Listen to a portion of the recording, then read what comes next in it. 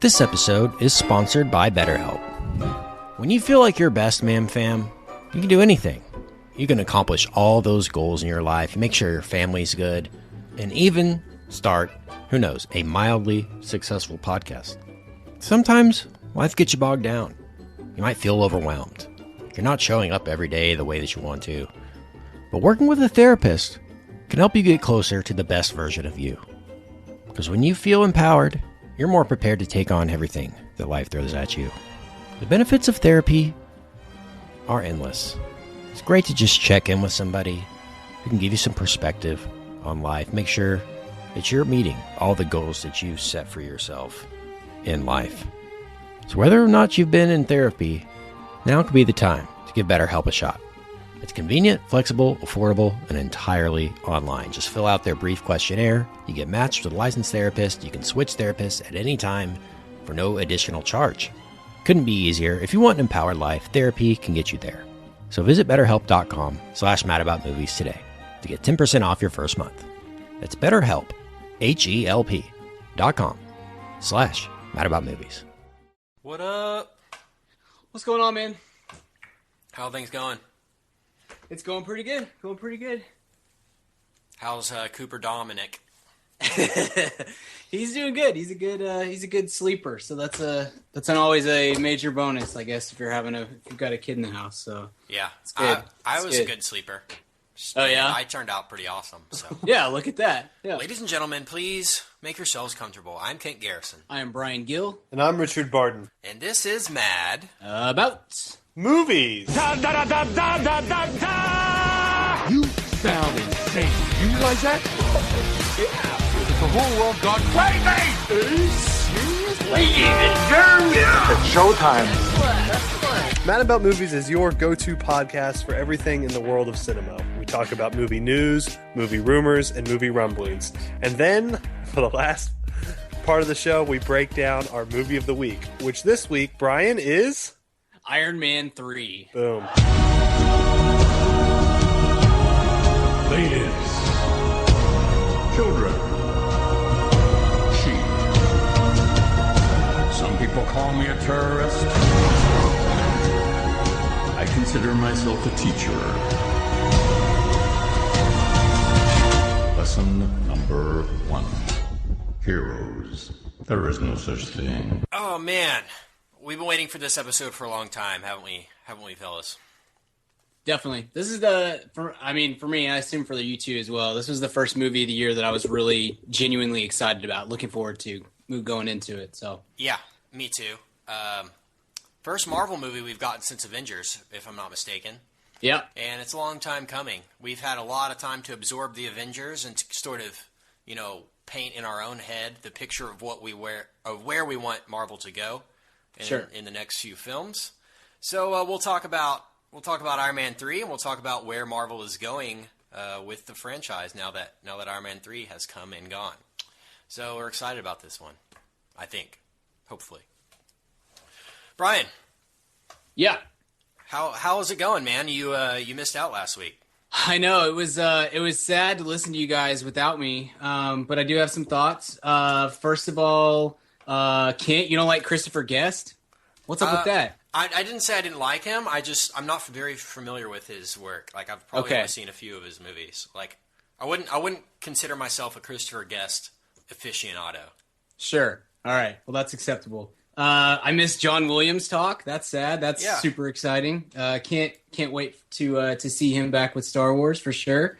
Macbeth is my favorite literary classic of all time. So I'm sad that I missed Shakespeare talk. And I love Shakespeare talk with Richard. I feel like I learned something every time. So we're actually starting another podcast, and it's actually called Shakespeare Talk with Richard. I take callers. Great. I take callers. People call in with their Shakespeare-related questions. Yeah, And, I like it. As soon as we get a caller, I think the show's going to be pretty good. yeah. Right. I can't wait for that. Yeah, me too. I'm sitting here waiting right now. So, Please Brian, call. what's your one-sentence review of The Place Beyond the Pines? Because you did see it, so. Sure. Yeah. No, I thought it was good. I thought that you guys broke it down very, very well. The first third, the Ryan Gosling part is really good. The Bradley Cooper part is okay. And the third act is Almost a different movie. It is. It is 3 different movies. I think one of you guys said that, and I completely agree. It's 3 different movies kind of pressed into one, and some of it's really good, some of it's not. I think I gave it an A-, but I really loved that first act enough to carry it over for the rest of the movie. So Ryan Gosling is one of my favorite actors. I very much look forward to anything that he is in. I think Richard said something about Drive being okay. I had Drive. Drive was my favorite movie of last year, or my number 1 movie or 2011. Excuse me. Yeah. And I think it's an incredible film. I didn't think this was nearly as good as Drive is, but I did like the dynamic there of Gosling and the way he shows off his skills. So pretty good. And not a great. I mean, the first 4 or 5 months of the year this year were not that great, and so for me. That was one of the 2 or 3 best movies of the year to this point. So. Yeah, I think we said that Place Beyond the Pines and Oblivion. Those are my 2 favorites so far. I don't know about you. I haven't seen, of course, as many movies as you've seen this year, but those are the 2 that have stuck out to me as far as me looking back on the movies that I've seen this year so far. Those are the only 2 that kind of stick out. Yeah. I think Place Beyond the Pine was my number 2, and behind, surprisingly, still The Croods. I really like that movie a lot. I haven't seen The Croods. I've heard good things. Again, I recommend that. So it was good to listen to you guys, and I'm glad to be back this week, and hopefully we'll all 3 be able to stay together for the rest of eternity. So. Exactly. Yeah. Well, Richard Barton, you want to kick things off, and you want to talk a little bit of movie news? I did last week, so I don't let Brian kick it off this week because I really don't have much. Okay, that's go ahead, really Brian. perked my interest. Been kind of a slow week in the land of Richard movie-wise.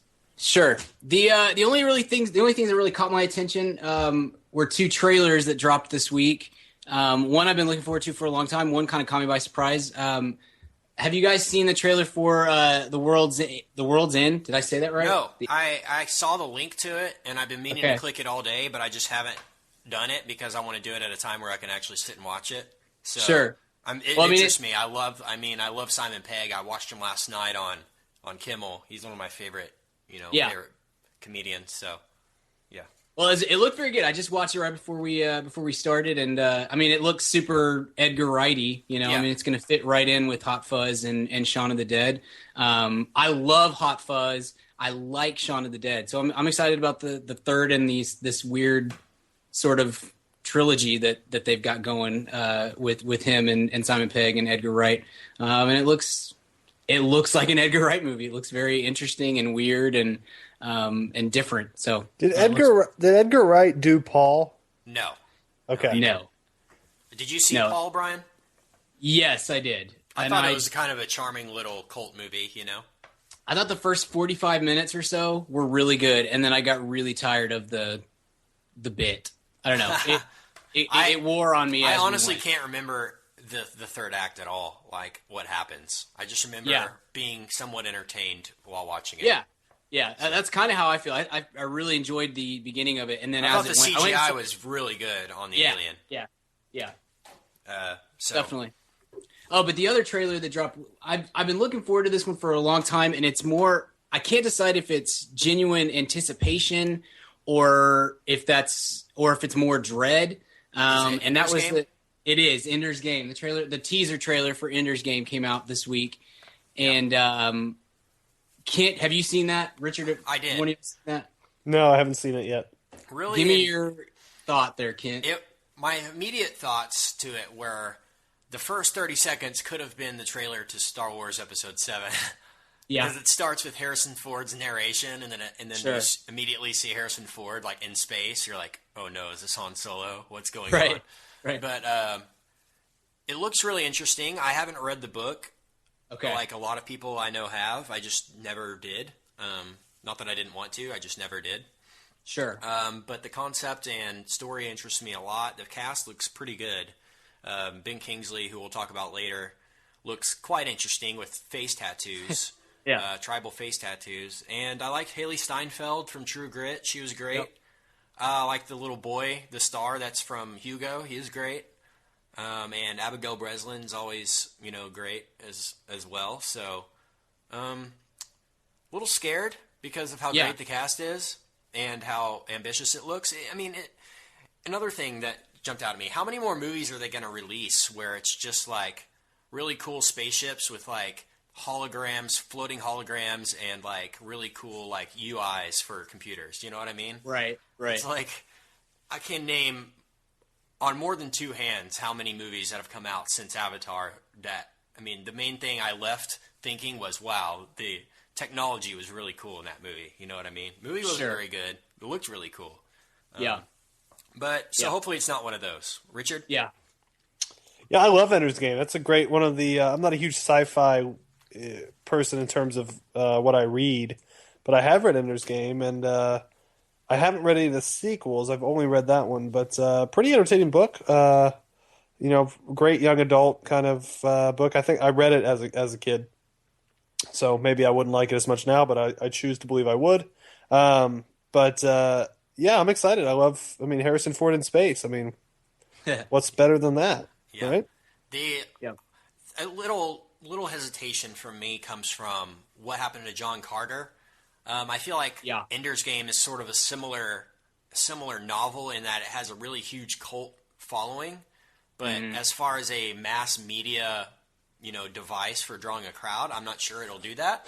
A lot of schools actually teach Ender's Game as curriculum sometimes. So it's got a little more of an audience than John Carter, which I knew nothing about and still refused to.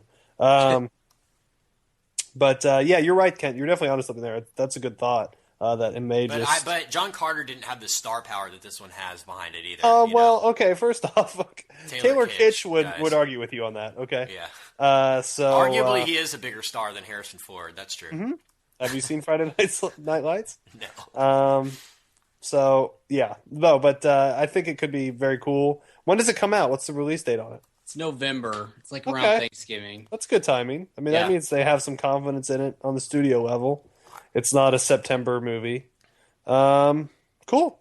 Good. I saw I don't know if you saw it, Brian. I saw like a 10-second teaser of Gravity.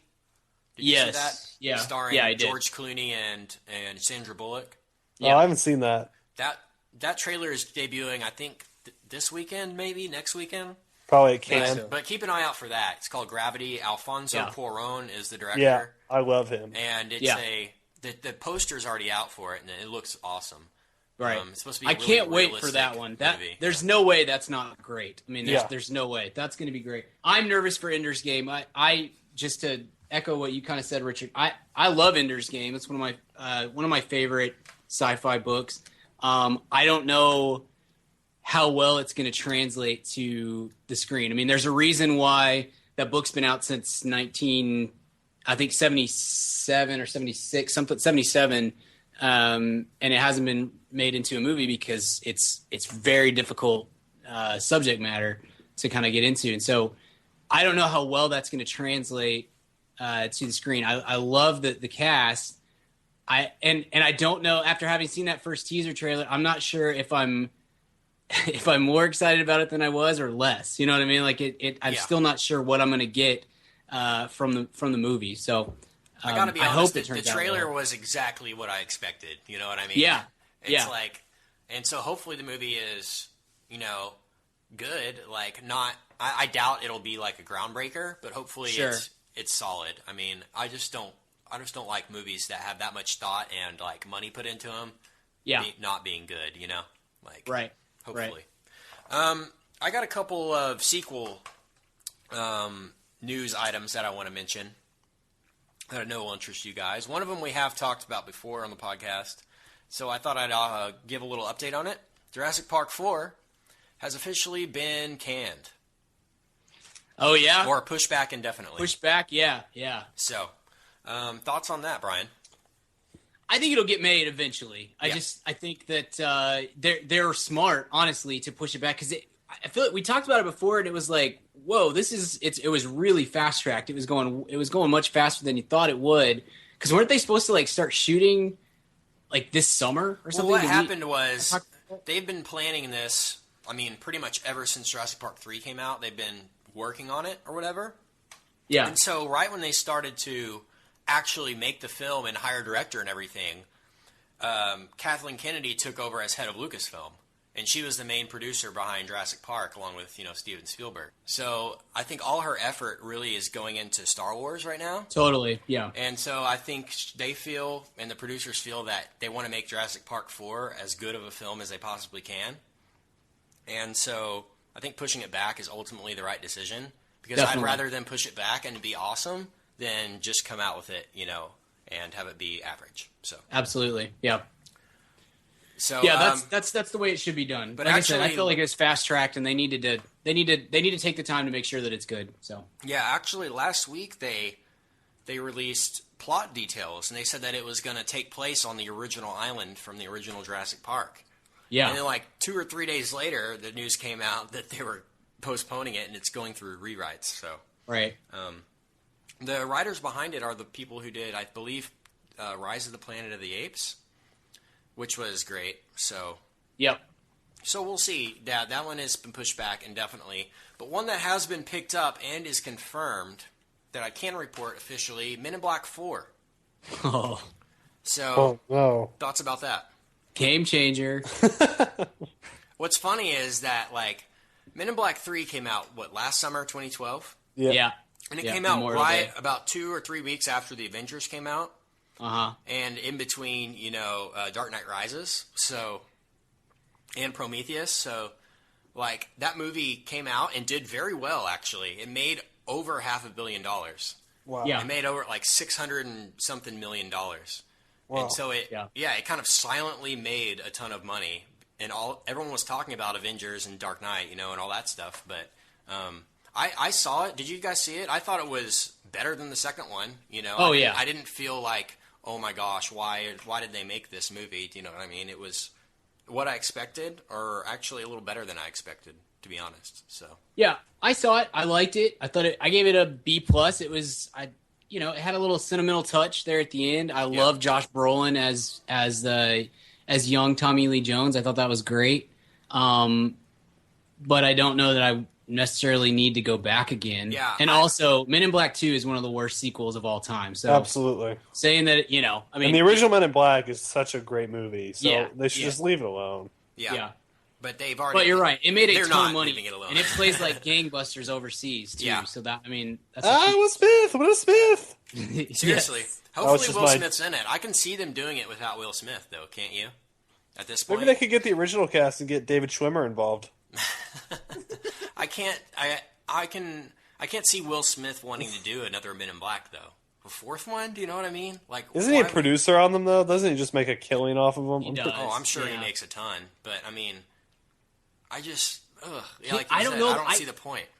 What else is he going to do? Either, but Will Smith makes bad career choices, or safe career choices. Yes. I mean, this is a guaranteed, like you said, it's a guaranteed $500 million movie, pretty much. So why wouldn't he? I mean, he doesn't try. I mean, I love Will Smith. Will Smith's one of my favorite actors, but he stopped trying to make good movies, or at least stopped trying to stretch himself to make good movies a long time ago. So I mean, this is his bread and butter at this point, unfortunately.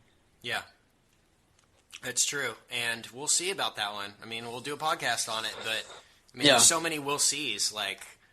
Honestly, I loved the villain in the last Men in Black, the guy from Flight of the Conchords. I thought that was very well done and pretty cool, actually. Definitely. So, we'll see. Last thing I wanted to mention for movie news, and it kind of goes along with tonight's movie, Iron Man 3. Last week, Brian, I don't know if you heard, but we talked about the rights for Daredevil being reverted back to Marvel. Yeah, I did. Marvel reacquiring the rights. Right. And along that same line, Marvel has also reacquired the rights to The Punisher, Ghost Rider, and Blade. Oh, no. So, thoughts on that, Brian? Could not care less about Ghost Rider. That's been ruined completely. I think there's been 3 Punisher movies, and they're all crap. So I'm not super excited about that. But at least Punisher has, if you did that right, that's a good basis for a story, I think. But it's never been done right to this point. Blade always interested me, just because, as I'm sure we've mentioned on the podcast before, Wesley Snipes is awesome, so you can't. No, I'd be interested in another Blade movie, and I guess I'd be interested in a reboot of Punisher done with like an actual actor and a script that doesn't suck. Well, Thomas Jane begs to differ, my friend. Oh man, Thomas Jane. And is it? I think Dolph Lundgren is the guy in the original Punisher. I'm gonna have to look that up. But I love Dolph Lundgren. He's the man. Yeah, it is Dolph Lundgren and Louis Gossett Jr. So you know it's good. Yeah, I can see them rebooting Blade actually without Wesley Snipes. You know what I mean? How dare you? How dare you? I know, but I can see them doing it. I can't see Wesley Snipes being like a Marvel Cinematic Universe Phase 2 type of guy. You know what I mean? We got to see how Buffy is coming out of jail, though. That's the thing. If he's totally ripped, then maybe we can stop. I don't know. No, of those three, honestly, I'm more interested in the Daredevil remake or reboot. What you guys talked about last year. I really liked Daredevil when I was a kid. That movie is atrocious, but I think of all of those guys, that's the one that has the best material as far as turning it into a decent movie. So, totally agree. Totally agree. Hopefully, we get a Blade / Daredevil movie. Be great.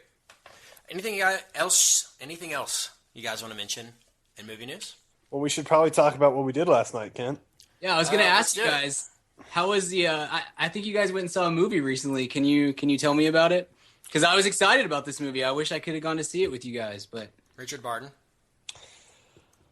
Well, Kent texted me last week and asked if I wanted to be his date to. That's how I choose to word it.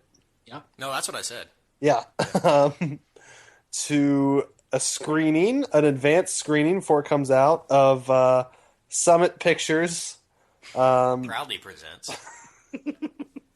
Summit Pictures recent entry, Now You See Me. Starring Jesse Eisenberg and Woody Harrelson and Isla Fisher and Dave Franco and Mark Ruffalo and Common. And Michael Caine and Morgan Freeman. And Michael Caine and Morgan Freeman. And Melanie Laurent. Jeez. And Kent, what were your thoughts? You can go first. Well, I immediately following the screening, I was sent a survey, Richard, asking me to fill out my thoughts on the film. Uh-huh. And unfortunately, the scale they wanted me to rate it on was 1 through 5 stars. Uh-huh. And unfortunately, it wouldn't let me select less than 1 star. So I wasn't able to do that, but I left them some choice words. You'll be happy to know. What a disappointment, man. Like, what a waste of just time and talent this was. Some of the probably the worst directing maybe I've ever seen in a movie in my entire life, honestly. Just the worst. Like, Brian, you know that camera movement where, like, say, like, two guys meet in the middle of the street and they're having a fast conversation on, like, something they need to go do, and they're on a steady cam and they're just circling the guys, you know? Yeah, totally. Just imagine that. Just imagine that for two straight hours. Like, I'm not kidding. It was that shot because every stage that the magicians were on was circular. So, like, it was just sweeping around Woody Harrelson's and Jesse Eisenberg's faces. And it's some of the worst ADR, like, dubbed on audio that I've ever seen in a movie. Yeah. Just horrible. Like, you could blatantly tell they weren't saying what they were saying.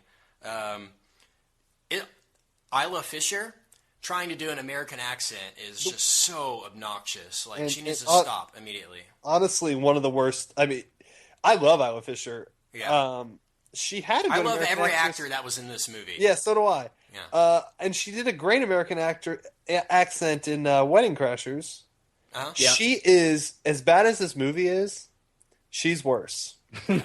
She's unbearably bad in it. She's shrill, and she's useless, and she looks bad for someone who's beautiful. Yeah. And you can barely even tell it's her, honestly. yeah, she's absolutely annoying. Her voice is unbearable.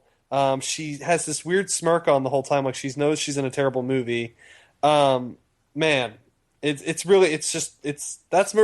the worst movie I've seen in the theater since Green Lantern. I only stayed around because you guys know I'll bolt. but I only stayed around because I couldn't wait to see how badly they ended it. Yeah. Because they set it up so ridiculously, and I was like, "Oh, this is going to be awesome." You know movies like Ocean's 11, yeah. where you're like, man, I want them to keep doing more heists, man. I hope they go to another bank before this movie's over, man, because it's so cool. In this movie, just sitting there like, God, please don't rob anyone else. Please don't do another heist. You know what I mean, Richard? It was like, I think there's only 3 robberies at the end, but at the end, they sort of hint at another one. You're like, oh, please, no. Please let this be the end. But the ending is so out of nowhere. It's the most ridiculous ending ever. Like, picture, say, the movie Forrest Gump, okay? Now, picture the end of Forrest Gump. Him just being like, all right, got you guys. And he's just like some genius who's been playing everyone for the past, his entire life. That's how out of left field the ending of this. Because no one should see this movie. Don't spoiler it, dude. Why People not? need to see how bad this movie is. Okay. I want Brian to see it and then to tell me the ending, because if you know the ending, it ruins the movie. Honestly, like it would make it even worse than it was, Richard, if that's even possible. I guess. But it's like the worst script maybe ever too. Just I don't know how stuff. Yeah, ever. The lines are so cheesy. Like we told you, Brian, this movie makes Woody Harrelson bad. That was the part that took me most by surprise. I mean, if you tell me that Jesse Eisenberg sucks, okay. Isla Fisher, all right. Morgan Freeman and Michael Caine, they've both done some bad work. But American Treasure Woody Harrelson is bad in this as well. Yeah. That hurts my soul, guys. That hurts. The Woody Harrelson's character is like a pedophile, kind of, in this movie. You know what I mean? But it's not funny. Like, he says sexual things, and it just comes off as, like, a pedophile, Like, okay, all right. This guy needs to get caught so he can go to jail because he's a creep.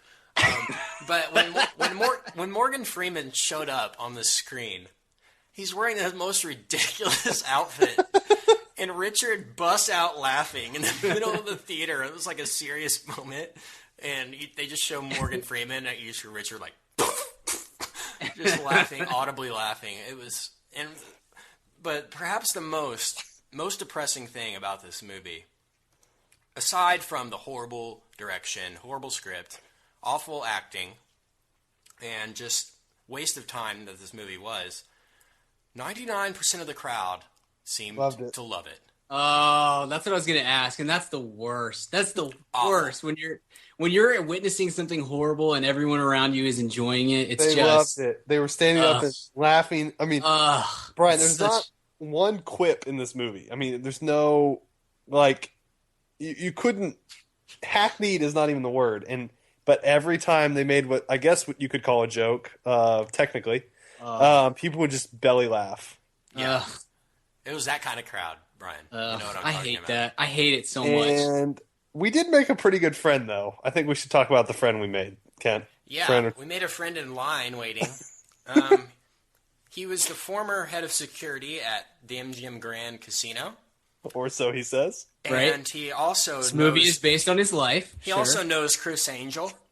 And Chris Angel actually told him how he does all his tricks. So the only guy, I guess Chris Angel was the guy. Okay. He was a general in the Gulf War. He also knows the entire cast of Star Trek. Not just the Next Generation. He knows every cast member from every and can Star tell Trek. you how they rank on the terms of nice guy to jerk. Yeah. All right. Yeah, Jonathan Frakes, real jerk. Patrick Stewart, pretty nice guy, actually. So, if you want to... I don't know the guy's name. Hopefully he's listening. What about LeVar Burton? Please tell me you guys asked about him. Yeah, he did. He said LeVar Burton was a really nice guy. Oh, thank God. So, there you go. The funniest moment, though, Kent just totally deadpans this guy. He's just one of those people that just makes you really uncomfortable. He tore his Achilles, so he was just walking with a weird limp. Sure. And he didn't have a ticket. He was just hanging out, and he just moved to Texas. And anyway, long story, but super bummer of a guy. But Kent goes, so we're talking to the guy, and he goes, "Yeah, man, this magic stuff, it's not real, We're like, yeah, really? And he goes, I mean, it's all perception. It's all just where you're sitting. And these guys, like, they'll show you, like, if you're sitting, like, like, above it all, like, in the building, you'll see how they do it. It all looks stupid. Yeah, but he said if you're sitting in the rafters, you can see how they do all the tricks. I'm like, well, I've never sat in the rafters at a magic show before. They don't normally let you do that. Yeah. But he goes, but yeah, man, but this is supposed to have some pretty cool tricks because Lance Burton, Copperfield, all of them were consultants on this movie and taught the actors how to do some really cool tricks. And he goes, pretty much every Vegas performer is involved in this. And Kent just deadpans him and goes, is Carrot Top involved in this?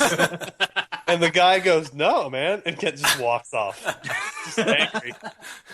It was the best moment of the night. Yeah, that was the funniest part of the whole movie. Right. That was unfortunately better than the entire Now You See Me. So it is coming out. Hasn't come out yet. The best tweet I saw was from Ty Brown, who said, now you see me and you can't unsee me. And, that's pretty much how true. I feel. That's exactly right. On the IMDb page in the message board down at the bottom in the top 5, one of the message board topics is pile of steaming dung. So I guess you guys would agree with me on. Well, we wrote that, but we would agree with that guy. No, we started that thread. Yeah. I know some dung that would be insulted by that comparison. Richard and I saw the movie for free. And somehow we both left feeling ripped off. Yeah. I felt violated. Right. You can't get that money back. Or that time back. That's the thing. I'm so excited for you to see it, Brian, though. I can't wait. I really can't. So. It's awesome. It's so bad. It's good. Almost. It makes Twilight dialogue look good. Richard, when we left, Richard was like, well, I'm excited to watch that movie in cable in like 15 years. And I was like, I hope I never have to watch that movie ever again. I was. Like 15 years from now when it comes on, I'll be like, no, not doing it. Because I think it's going to be a really funny movie. This is where Kent and I differ. I think it could be one of the funniest movies ever just to rip apart. Because it logically makes no sense. Nothing in the movie makes sense. And that's what I was excited for. And Kent was like, and I mean, it's a fair point by him, but he was just like, nope, no, I never. I hope I never see it. What's worse than the plot is just how badly it's shot. It's so awful. Like, it's so disorienting. Like, even when there's a steady shot, like that one point in the film, the magicians randomly have trackers on them for no particular reason. Oh yeah, so they're running through the streets trying to track these guys, and so the whole time it was bad product placement by E-Track, and we apologize. We didn't know. The whole time, Mark Ruffalo's character is running down the street holding this like iPhone device that has red dots on it, tracking him. But he's running so fast that they never focus on the actual device in his hand. I had the same complaint. So you're squinting at this device trying to like see the red dots, and it's just like, oh, just be still so we can see the dots. It's disorienting. They never firm up like which dot is him and then which dot is the person he's tracking. Yeah. Now the payoff of the scene is that the magicians have put the tracking part of the tracker on him, so he's tracking himself, which could be kind of funny, except that they never zoom in on the tracker, so you don't know. Yeah. Like, it's all just, like, it's all building up to this payoff, and he never spends the 2 seconds it would take to go, oh yeah, he's tracking himself. You're just going, stop it, just stop moving. I can't. Oh, it's so bad. Well, you'll notice the podcast schedule that I sent you guys the same day that you went to see this movie has Now You See Me notched in on like whatever. That's what we said. But Brian, you can do a podcast by yourself on that one. just talking to yourself, trying to make sense of it all. Yeah. We should probably bring it up again. This is part 1. When Brian sees it, it's that bad to where I would like to get his input. Yeah. I definitely want to know what he thinks for sure. Because we talked about it when we left. Kent was like, "We should at least it'll make for a good podcast." And I was like, "No, I'm not even. That's not. I don't want the name of that movie associated with our podcast." Like, I immediately and I told Richard this. right after he said he can't wait to see it on cable, I said, I immediately, right now, all I want to do is watch G.I. Joe Retaliation. Yeah. Because it would have been way better. It would have restored my faith in cinema, honestly, after seeing it. It was that bad, Brian. I cannot wait. I don't get the visual effects, by the way, are so bad. And how did they get these actors to do it? Yeah. The script's awful. It's the worst script ever. And like, it's not like you're like, well, I got to play a magician, and magicians get a lot of tails. So, I mean, I don't understand the allure. Jesse Eisenberg, it may be the nail in the coffin of the Jesse Eisenberg era. The preposterousness of what the magicians do is just so ridiculous. Like, at one point, they're like breaking into like FBI vans to steal cash, and somehow they've been stashed there for like a few days or something. And then they're stealing dead bodies from morgues just to use in like tricking people. It's like the most messed up magicians like ever. It's not clever. It's not cool. It's like, dude, these guys are like hardcore, like breaking the law. These guys are like felons, and like it's bad. Like that's the other thing. It's not smart. It's not clever. It's not funny. It's like just bad taste, like all around. It's just horrible. And they act like if these magicians like got big in Vegas, that it would just sweep the nation. Because that happens a lot where magicians get hot in Vegas, and then every news story is about these really cool magicians in Vegas. And it makes no sense because the FBI is tracking these magicians, and they're sitting in the audience watching their show. Why don't they just tackle them while they're on stage and arrest them? They're like, don't let them leave. Don't let them leave the venue. Like, well, you've had literally an hour to take them down while they're performing their magic show. They wanted to find out what the trick was, guys. Yeah, I guess. They catch them at one point early in the movie, and he's in the like logic is Jesse Eisenberg's character is like, well, I mean, you can't prove we stole the money. Well, yeah, I can. You were there, and you said we're going to rob a bank. The name of the trick is you robbing a bank, and then everyone gets like $1 million. But you can't pin that on me, so you got to let me go. Yeah. Like, no, I don't. That's not how the law works. But in this movie, it does. You basically admitted to it. So yeah. So like B plus, or is that? Yeah. I'll seriously just edit this down and post it as a bonus. Now You See Me podcast. How about that? Sure. Sounds good. No, I'm just kidding. Yeah, no, whatever. I honestly don't want people to be able to search for it under our podcast. It's I would probably say an F, and I don't give out a lot of Fs. I see merit in almost everything. There was no merit to this, and the fact that good people were in it only made it worse and more annoying. Yeah, I give it an F minus. You guys want to talk about Iron Man 3 now? Hey, but they were in bubbles at one point. That was pretty cool. And there was like a 2-year-old kid. When the girl was floating in a bubble, the little kid was like, "Whoa!" And everyone else was just sitting in dead silence. Like it was only magical to a 2-year-old. Man, it was so bad. So sad I missed this. Brian, I might go see it again with you. I just want to see your face. I don't know. I don't want to spend money on it. Everyone should pirate this movie. Yeah, we'll put a link to it, actually. Awesome. Hey, what's up, Mam Fam? Kent here. And yes, if you're hearing from me, you know it's time to talk about Blue Apron. If you haven't tried out Blue Apron by now, what the heck are you even doing? Blue Apron is the #1 fresh ingredient and recipe delivery service in the country. They deliver fresh meals straight to your door. All the food is fresh, it's sourced from local farms, and there's no wasted ingredients. I've been a Blue Apron subscriber for a long time now, and they have still, to this day, never let me down. There's tons of variety. Some featured upcoming meals include summer vegetable and egg paninis, soy glazed pork and rice cakes, skillet vegetable chili with cheddar drop biscuits, holy crap, and garlic butter shrimp and corn with green bean salad. So take it from me. Try out Blue Apron now. Go to blueapron.com/mad. That's blueapron.com/mad. Get 3 meals on us for free. Nothing goes better with a movie than dinner. So check out Blue Apron. blueapron.com/mad. Blue Apron, a better way to cook. Hey, Mam Fam, question for you. Do you own a small business or are you a boss? Are you looking to hire awesome people, but you just can't find somebody to fill that role? Well, let me tell you about ZipRecruiter.com. With ZipRecruiter, you can post your job to 100 plus job sites all with one click. In fact, over 80% of jobs posted on ZipRecruiter get a qualified candidate in just 24 hours. Find out today why ZipRecruiter has been used by businesses of all sizes to find the most qualified job candidates with immediate results. That's why ZipRecruiter is different. Unlike other job sites, ZipRecruiter doesn't depend on candidates finding you. It finds them. Right now, you can post your jobs for free on ZipRecruiter by going to ZipRecruiter.com/mad. That's ZipRecruiter.com/mad. One more time, try it for free. Go to ZipRecruiter.com/mad.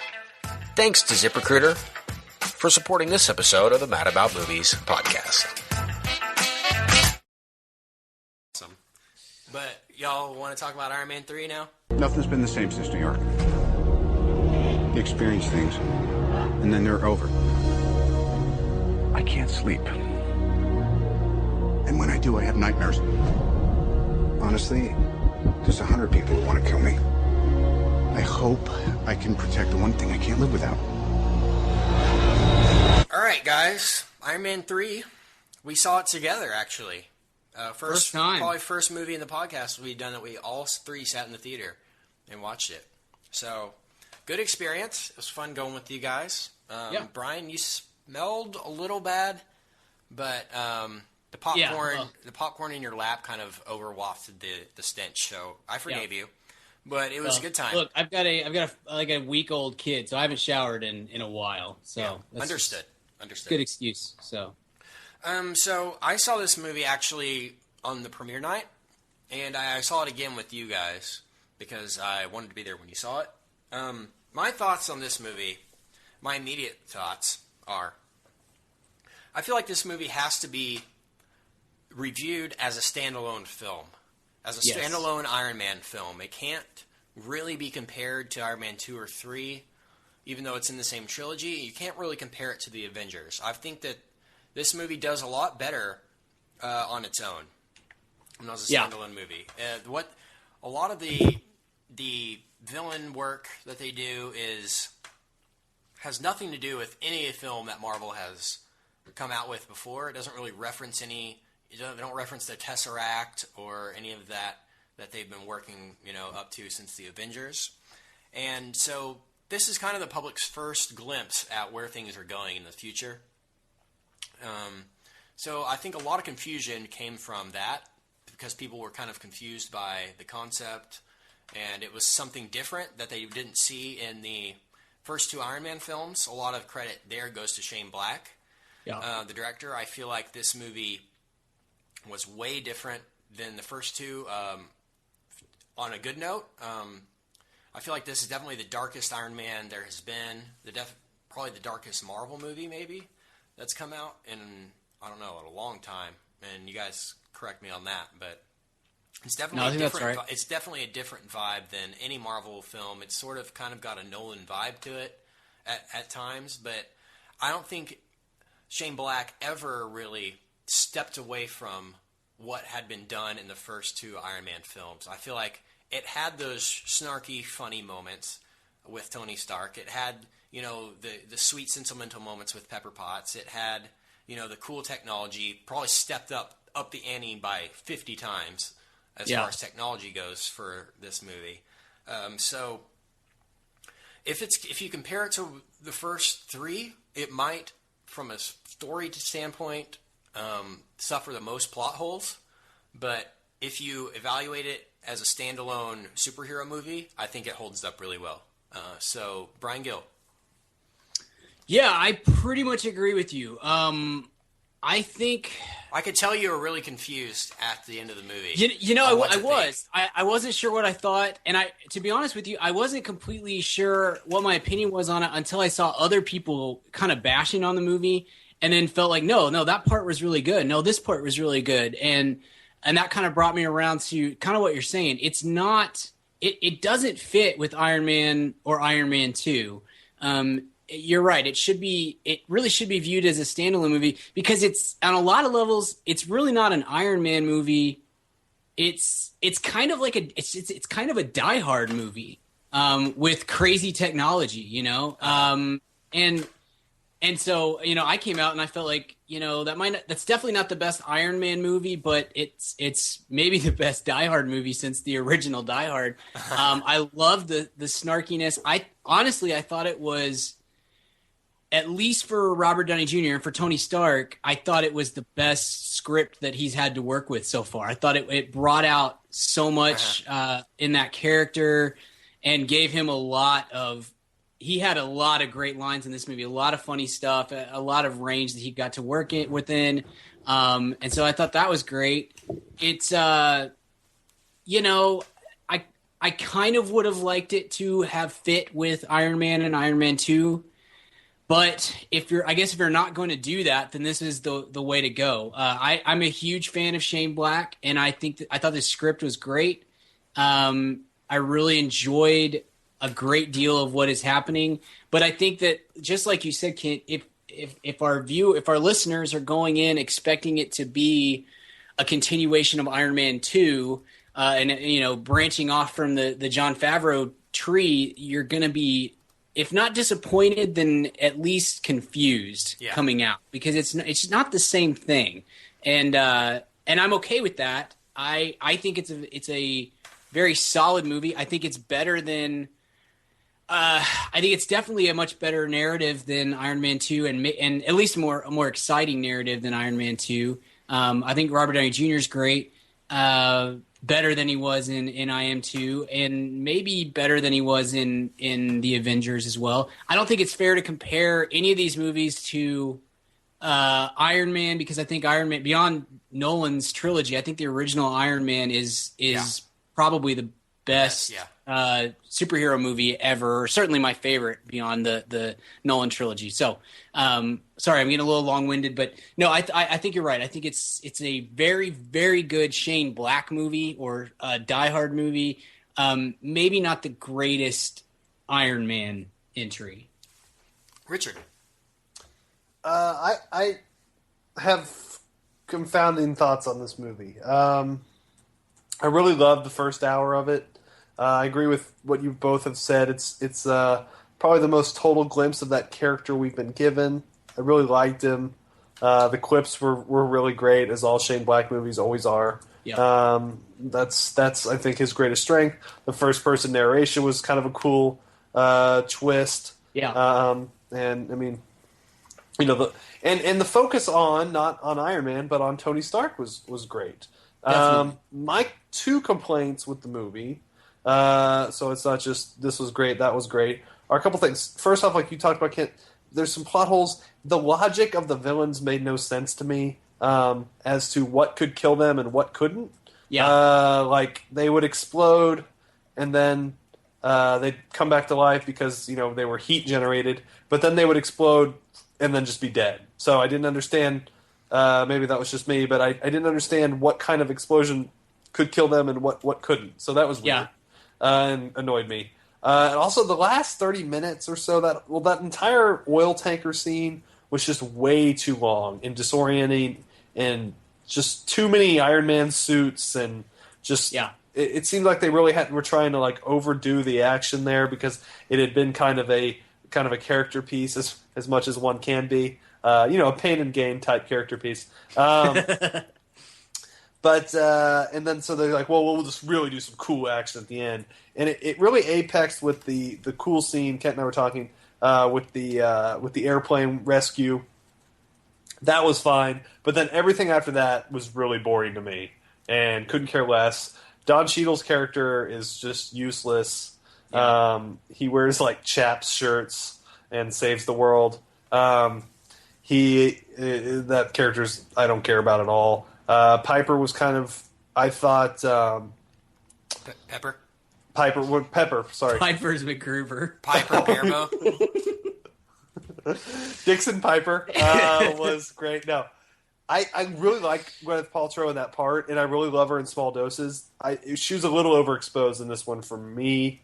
And the Rebecca Hall's character was just kind of confusing. The kid was great. And his dynamic with Downey was fantastic. I'm going to steal from Steven, because we had lunch today, and I had not thought about this, and maybe correct me if either of you or someone else has, but he goes, "Did you ever notice that Iron Man 3 is the exact same plot as Batman Forever, where it's like this ugly scientist and he makes him mad, and then like he gets really handsome and comes back.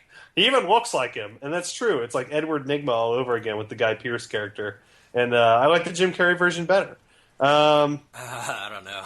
No, I know, I'm kidding. But I thought Guy Pearce was kind of charisma-less. I just didn't care about his villain. And then the Ben Kingsley thing, which we need to talk about, right? Really funny reveal there. Should we wait? Let's wait till spoilers, because that's the main spoiler, probably. Okay. Yeah. We'll wait on spoilers. But that character was interesting. And that's pretty much it from me. Yeah. Let's talk about the kid. When you put a kid in a movie, it's very risky. I think George Lucas has taught us that, if he's taught us anything with the prequels. Like you said, Richard, the way they did the kid in this was great. It didn't come off cheesy. The actor that they found was very good. And, you know, a lot of people going into this movie, you know, if you said, okay, what things do you want Iron Man 3 to have? Well, I want it to have, you know, to show Tony Stark's awesome technology, and I want it to talk about what happened in the Avengers, and I want it to reference the Avengers, you know? So the producers had to reference something that happened in New York or whatever. Do you know what I mean? Yeah, but they never resolved it. I was fine with them mentioning it, but they never really resolved. But the fact that they had to mention it, the way they did it with a kid was a stroke of genius. Do you know what I mean? Yeah. It's like the only person that in the movie would make sense for you to be like, hey, so what happened with the Avengers? It's a little kid, you know? It's like, oh, talk to me about the Avengers. Whoa, that was awesome, you know? And it was like, oh, okay, it made sense. And I liked the little, you know, Tony kind of fighting his demons on that or whatever. So I think that the kid brought that to the table. Basically, for me, he was just a device to talk about the Avengers.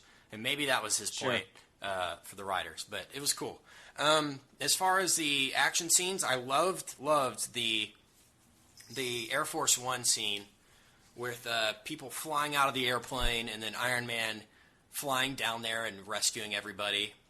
Just so well done, especially in 3D. That looked awesome. Like, I don't care who you are. That looked freaking awesome in 3D. Did it not, Brian? It did. It looked great. It looked freaking awesome.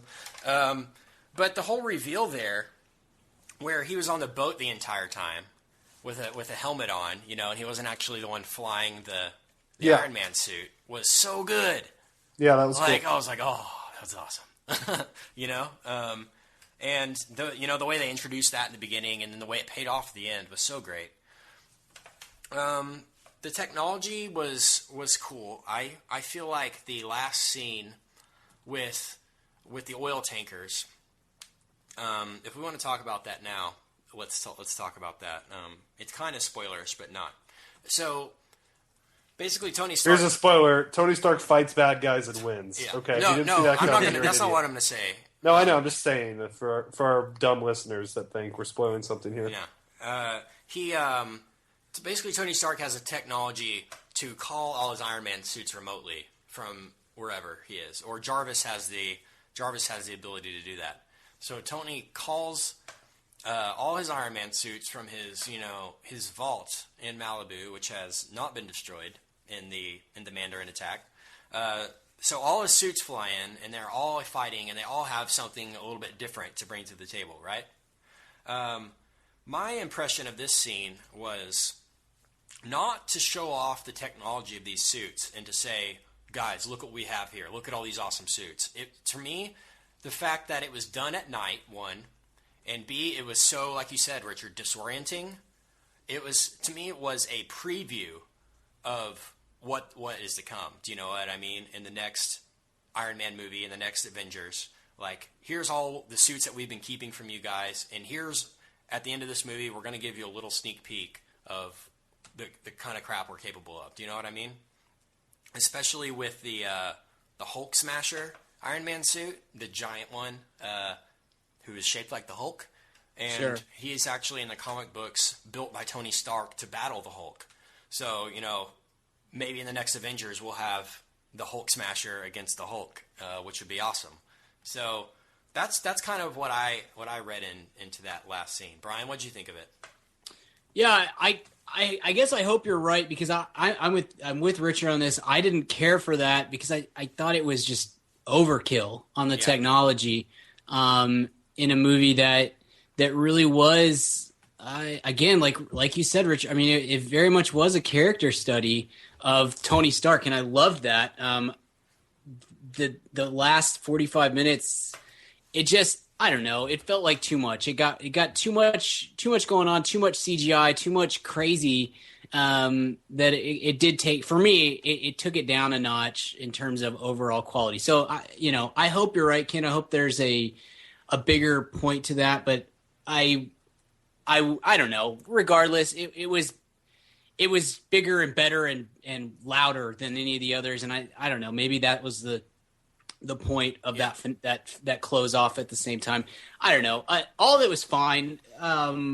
It certainly didn't turn me off to the movie, but I like the simplicity of the first Iron Man over what 2 and 3 do in their final act. And that's just a personal preference, but I one of the things that you like about Tony Stark is that he's very much like Batman. He's a person, he's a human. And I think that kind of lost some of that in the final 30 minutes of this movie, just despite the fact that throughout the course of the movie up to that point, they had really, I felt like, fleshed that out more than it had been in the previous installments. Yeah. So that was kind of a complaint for me. And I really did not care for the villains that with their, their eyes light up and they glow and all that stuff. I felt like, I thought it was overdone and felt like an episode of the X-Files instead of a big budget Shane Black movie, Yeah. Unfortunately, Brian, that's probably where they're going to go with the next Iron Man movies. And with the next Marvel movies is Extremis, It's like the original Iron Man and everything with the arc reactor in his chest set the stage for the Tesseract and all the Howard Stark technology and all that. I think this movie is gonna, more than we can tell now, because this is the first movie of Phase 2. But more than we can see now, this movie is gonna plant seeds for things to come. And I really feel like Rebecca Hall's character, who really makes no sense in this movie, I feel like she's going to be explained a lot more. Stephanie Sostak, her name is Brant in the film. She's actually like one of the Extremis girls. She sort of fights. Sure. She's kind of ethnic looking. She's actually it's not racist to say she's ethnic. She's actually like Man-Thing's wife. In the comic books. So apparently Extremis started with Man-Thing, or was an experiment with Man-Thing, and she actually has a scar like the same as the girl in the comic books. So like a lot of these characters are gonna be explained a little bit more. And I guess I'm fine with that. Sorry, I didn't mean to interrupt. The thing is, it's not that I didn't like that, because it was kind of a supernatural / super sci-fi type thing that's in this movie, and that's fine. I have no problem with that. I think that the Extremis stuff fits in Iron Man 1 or Iron Man 2 or Incredible Hulk or Captain America or any of these other movies, but this is just such a different type of movie that it felt forced to me, because like I said, I'm a huge Shane Black fan. I think that his script for this is really good, but I did feel like that portion of the movie, and maybe that's the part that's been forced upon him, as far as here, you can direct this movie, but here's what we're leading up to. You've got to get this in there. It did feel like it was shoehorned in. It didn't have the same feel to it that so much of the rest of the film did, in my opinion. So, but you're probably 100% right on them setting the stage for what's to come with that sort of thing, and I'm cool with that. I just didn't care for it in this world that was on screen in this particular film. Totally understand that, and I had the same feelings, which is why I went to such lengths to see what these characters meant and all that. You Sure. know what I mean? It's like they Sure. have to mean something. They wouldn't be in the movie if they didn't mean something. So, Right. You want to go into spoiler territory and talk about the Mandarin? Let's do it. Spoilers coming up right now for Iron Man 3. So let's talk about the whole reveal here. So basically, in the trailers and everything, all the publicity leading up, nobody really mentions Guy Pearce at all.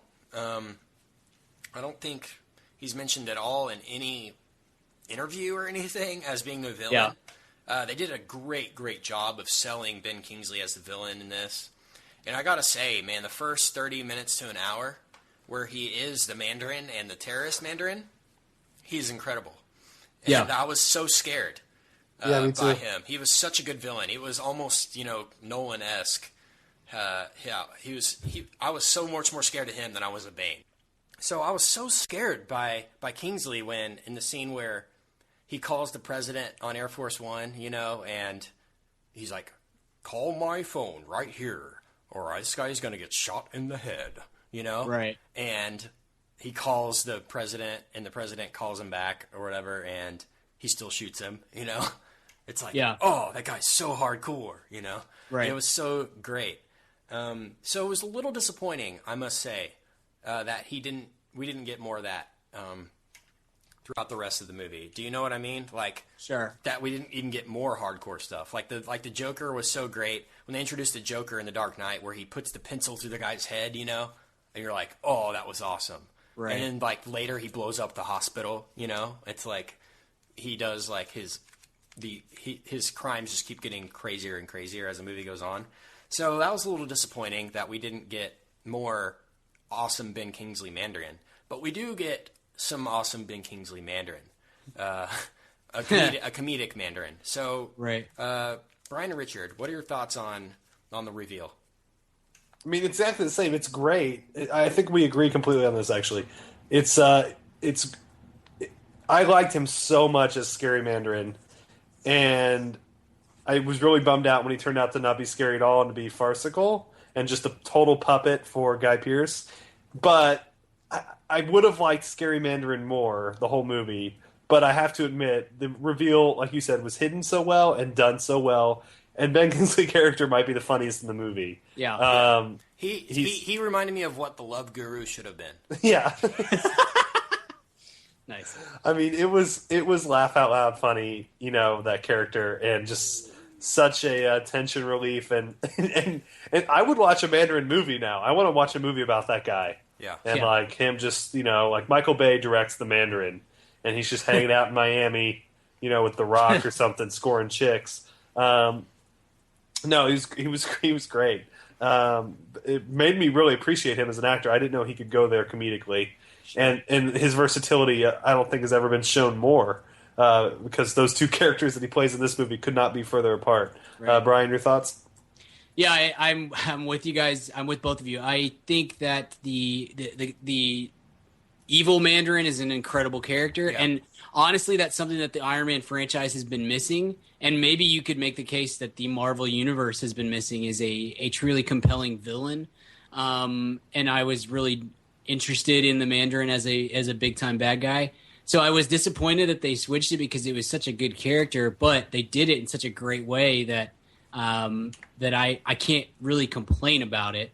I love Ben Kingsley, his bit, the Trevor bit. Once it was all said and done, I mean that's just, and of course his name was Trevor. I don't know why, but that was just like the perfect name for this guy to have.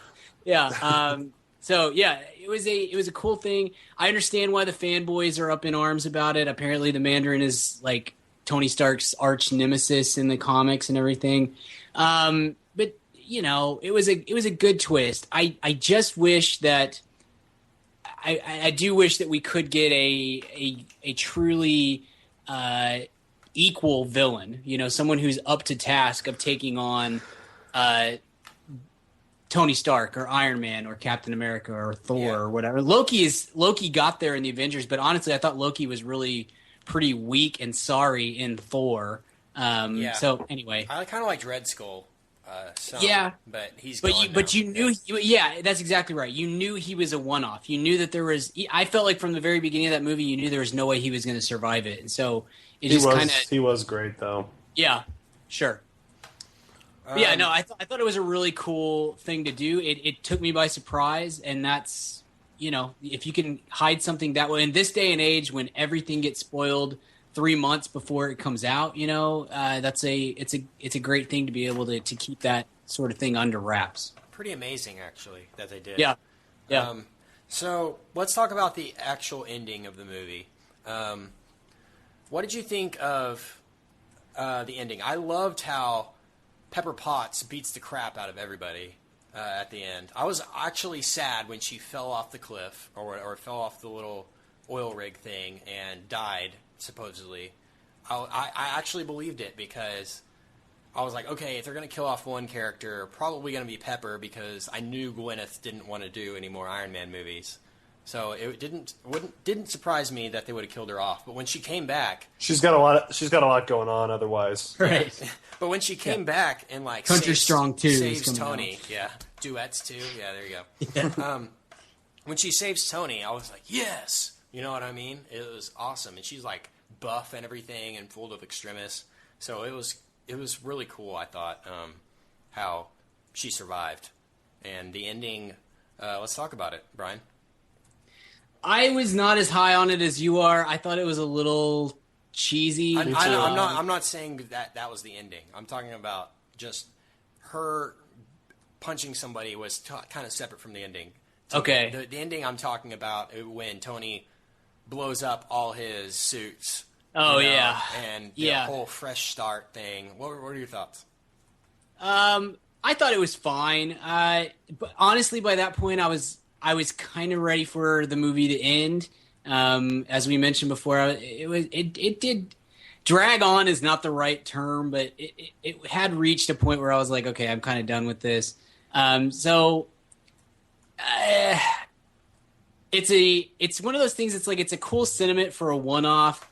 I don't know how well that carries over to if they end up doing an Iron Man 4 with Tony Stark. Where does he go from there? He just blew up like 50 billion worth of technology. So I don't know. It was a nice sentiment. I don't know that I really truly loved it as far as the narrative of the film goes. Richard? Yeah, I didn't care for the last act at all. Any part of it really disappointed me. From pretty much that oil tanker on, I didn't like the way I liked how he like had a little fireworks show, and then like you see the kid, and he decked out the kid's like that was cool, little workshop and everything. Yeah, I'm trying to remember what happened after that. What happens after that? He went back to his mansion and took out the. Oh yeah, he drives away with the robot. The robot, yeah. Yeah, that was kind of cool. Yeah, it's definitely a place. It's the sort of ending that you could say, okay, the Iron Man franchise is over, or at least for the time being, and you could end it there and have it be satisfactory, or you could see them. I guess it left the door open for whatever they want to do. And so that's nice, I guess. I understand the reason behind all that, but I did think it was a little over the top sentimental for a movie in a character that's really not super sentimental. Yeah. In my opinion. So what did you? I can't believe we haven't talked about this. What did you guys think of Eiffel 65? Oh, that was really funny. I honestly was like, yes, when I first saw it. And it starts out with I'm blue, dabba dee, dabba die. Right. I thought that was amazing. It immediately made me smile. And so that's kind of the vibe of this movie, It was just an enjoyable movie for me. All the Iron Man films have been there are movies that I can watch anytime, and it automatically makes me in a good mood. You know what I mean? They're just kind of throwaway. They're not throwaway, but they kind of are just throwaway little comedy action movies. And it's just a great character. I hope that they make more Iron Man films. I saw Downey Jr. last night on Kimmel, and he was saying that he wants to do Iron Man 4, but they haven't worked it out. So yeah. He also wants $50 million a movie. So well, he deserves that, I think. Yeah. When you're making $1 billion per film, it's like, what does that matter? But, like, he said it's, the best thing that's happened to him in his career by far. And, like, just I can't see Iron Man happening without Downey Jr. I'm not sure that I want it to happen without No, Downey Jr. not at all. No, it shouldn't. Yeah. Definitely shouldn't. Any more thoughts on Iron Man 3, guys? No. No, I thought it was good. I enjoyed it. I want to watch it again. I suggest seeing it again. Actually, I saw it twice. Totally, so totally. But I would say to our listener, if you haven't seen it yet, and for some reason you're sticking around through spoilers and everything, view it as it is, not what you think it's going to be. You know what I mean? Don't view it as an extension of Iron Man and Iron Man 2. It's a different type of thing. And I feel like if you go in expecting that, then you're more likely to enjoy what you're seeing. The script's great, and Shane Black is a great director. So give that a shot. It'll be really interesting now that Shane Black. The greatest gift of this movie's given us is now Shane Black now has a massive hit on his hands. Yes, and has made some money, right. And now can make whatever he wants. Yes, and now I can't wait for that. They're saying that this movie is going to pass $1 billion in like the next 2 weeks. Yeah, it's going to have made over $1 billion in less than a month. That's incredible. So go see it. It's out now, and it's one that I'm sure we'll revisit. Totally. So you guys want to move on to weekly recommends? Let's do it. Brian Gill. Yeah. I am gonna recommend two things, but I'm only gonna talk about one of them. Just because we have been talking about Shane Black tonight because of Iron Man 3. If you have not seen Kiss Kiss Bang Bang, that is kind of required viewing, in my opinion, for any adult from this last decade. It's an incredible film. I watched it again last night for the first time in several, I don't know, 2 or 3 years probably. And it's just such a great movie. And I think confirms all the things that we've said complimentarily about Shane Black over the course of this episode and the last couple of episodes as well. Kiss Kiss Bang Bang, I think makes it clear why we feel that way about him. So definitely check that out. The movie that I'm going to recommend this week is a little documentary that I caught on Netflix, and it is called Just Like Being There.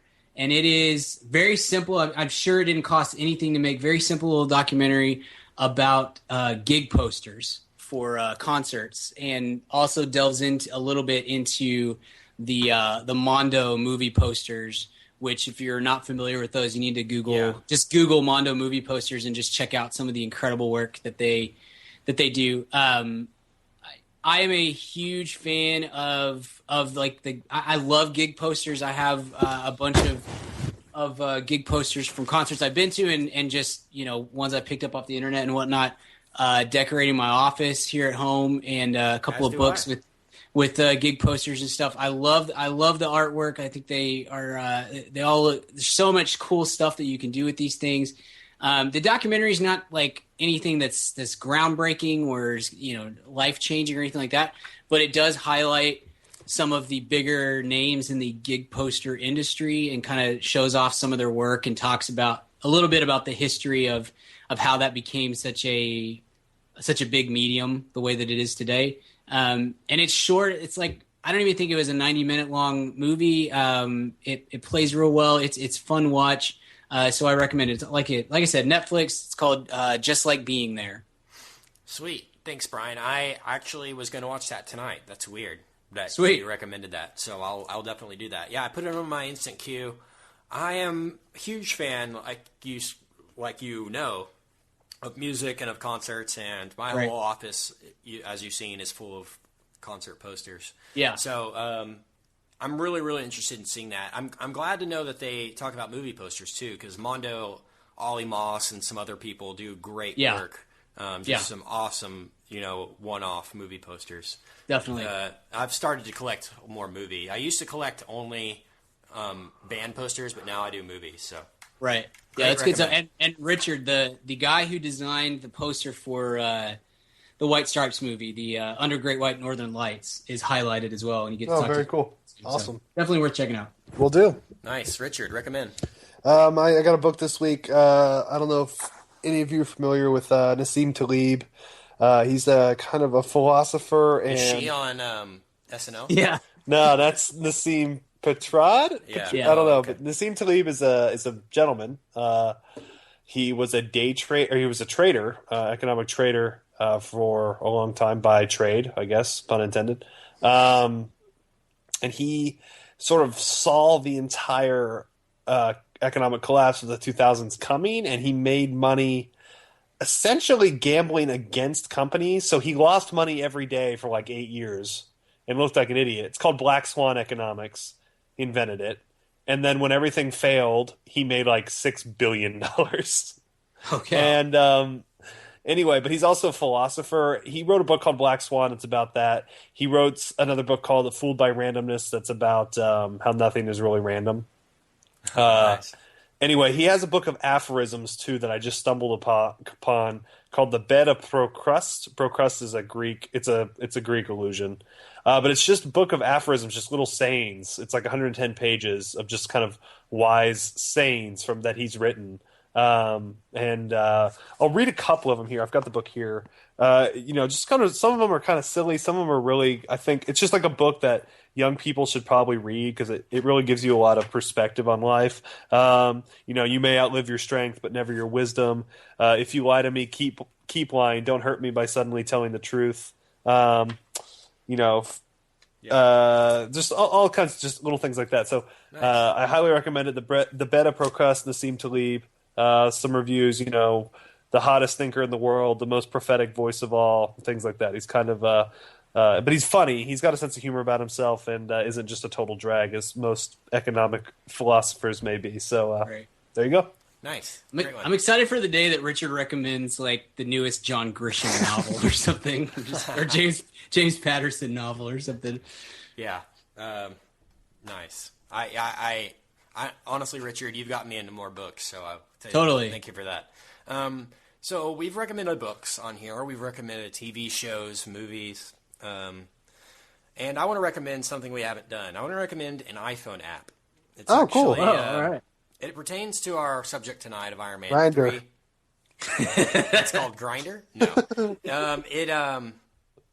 It's a movie app called After Credits. I don't know if you guys have this or not, but it's a free app, and you download it, and basically it shows all the new releases in theaters, and it has just an icon next to them that has a smiley face, whether you should stay during the credits, like if there's anything interesting that happens during the actual credit sequence, and there's also a different smiley for if there's a scene after the credits that you should stick around and watch. So cool. Sweet. It's really cool. I can see right here that Great Gatsby has a scene after the credits, and it's coming out this weekend. So it's really cool. What did you guys think of the after credits sequence in Iron Man 3?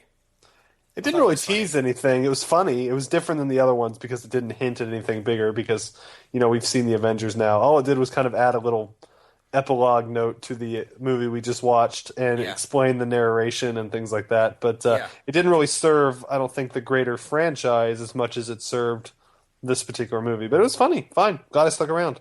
Yeah. Agreed. I love the after credits sequence in the Avengers where they tease Thanos. You know what I'm talking about? Or and also when they talk about shawarma. Sure. Yeah. So this is a really cool little app.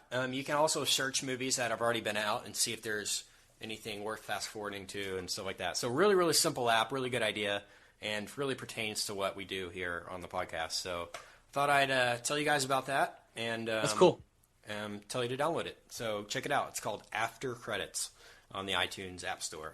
Brian Gill, where can I find more of your musings on the internet? You can find me on Twitter at bgill12. And you can find me on a new website that I just launched a couple weeks ago. Talk about it. I have been for the last 3 years I've been just exclusively writing movie reviews and movie related stuff. But with the birth of my first kid, I decided that I'm going to start at least moving somewhat in a different direction occasionally. I'm still writing some movie reviews. I put up a review for Iron Man 3 earlier this week. But I'm also writing just more about life and just kind of humorous things about what happens with this kiddo that I'm trying to raise and I'm an idiot. So, anyway, I've enjoyed writing it. I think it's been well received for the most part. And like I said, I'm still doing film stuff on there as well. So, check it out. It's called CanBabiesDrinkRedBull.com. Sweet. Richard Barton. You can find me at richardbarden.com, on Twitter at richardbarden, or at www.canbabysnortcocaine.net. You can find me on Twitter at Kent Garrison, Kente Garrison with 2 R's. You can email the show at madaboutmoviespodcast@gmail.com with topic suggestions and complaints. I'll be sure to forward them to Richard. Mm-hmm. And I'll be sure to write back very sternly.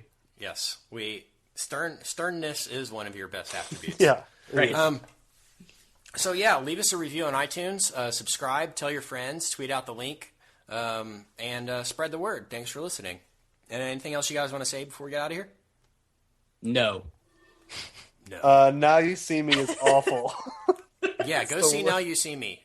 Go wait out and try to get a free screening because it's not worth paying for. I'll suggest that. It's not worth Sneak into the movie. Yeah, sneak into the movie, pirate it, just punch Jesse Eisenberg in the face. Bring a laser pointer to the screening. Yeah, and shine it in everyone's eyes that's enjoying it. Yeah. On that note, until next week, we will see you at the cinema. Goodbye. See ya. See you guys. Yo, listen up, here's the story about a little guy that lives in a blue world. And all day and all night and everything he sees is just blue. Like him, inside and outside. Blue his house with a blue little window and a blue Corvette. And everything is blue for him and himself and everybody around. Cause he ain't got nobody to listen to. I'm blue.